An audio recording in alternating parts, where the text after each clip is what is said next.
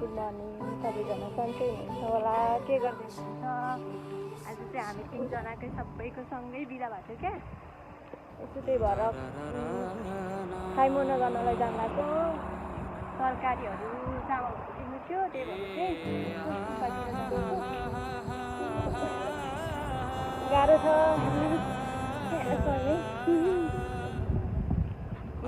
केटीहरू सभ्यसान विकासन रमाइलो छ जिन्दगी। बिन्दास छ काम गर्ने। आज बल्ल बल्ल तिनजनाको धेरै पछि बिदा भएको नि। यसरी बिदा हुनु सँगै बिदा भयो भने चाहिँ रमाइलो हुन्छ। गाह्रै छ कहिले कहिले चाहिँ बिदा होला र घुम्न जाउँला भन्ने हुन्छ। बिदा नि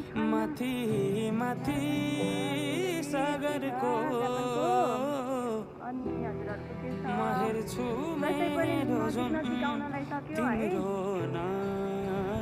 दसैँको लागि जमरा नि छोडेछौँ हामीले नि।